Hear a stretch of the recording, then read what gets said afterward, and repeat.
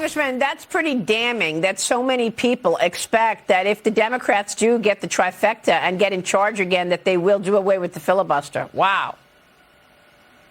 Yeah, it's terrible. Look, the Democrats want to pack the Supreme Court. The Democrats want to have Puerto Rico added as a state, D.C. as a state. They want to run rampant over our Constitution and our way of life. If we let this happen, that's the gateway to it. I'm opposed to doing away with the filibuster.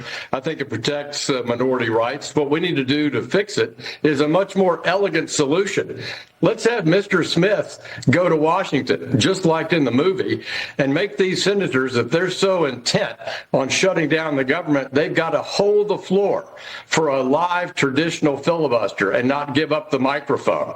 That's the only way to put discipline back in the filibuster process. If you can stop all government by just not showing up to vote or voting no and have no other consequence, the only people hurt by that are the American people. And if the Democrats get in control and try to do what FDR tried to do and pack the court, the only person hurt there is the entire American democracy and our Constitution.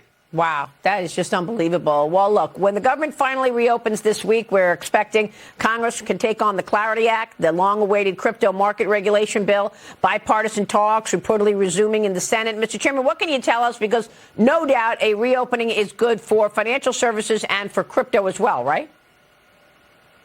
You bet, because we have pending before the Congress a National Defense Authorization Bill trying to prepare the ag damage to our economy from no farm bill during the Biden administration, no Biden enforcement of the Chinese soybeans deal. We need an ag bill, and that's another reason to open to Congress. You're right.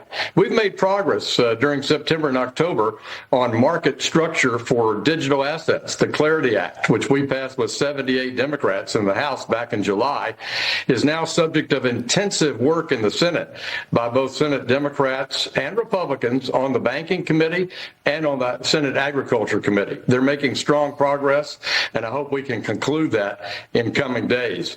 It's been hurt by the shutdown, so I'm looking forward to working with them and getting it across the floor and to President Trump's desk.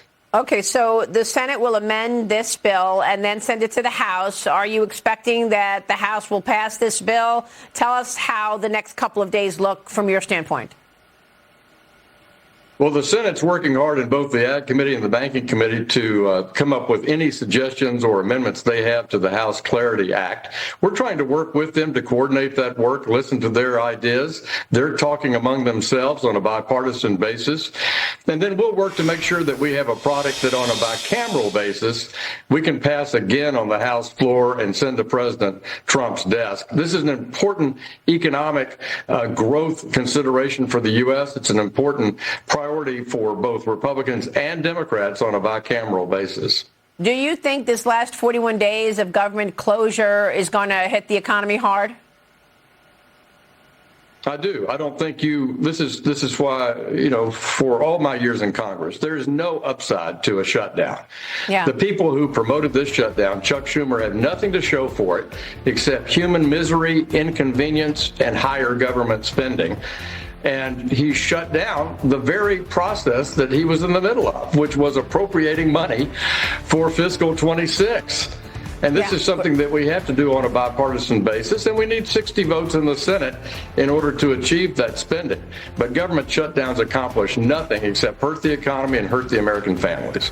Congressman, it's great to see you this morning, as always. Thanks so much. Thanks, Brett.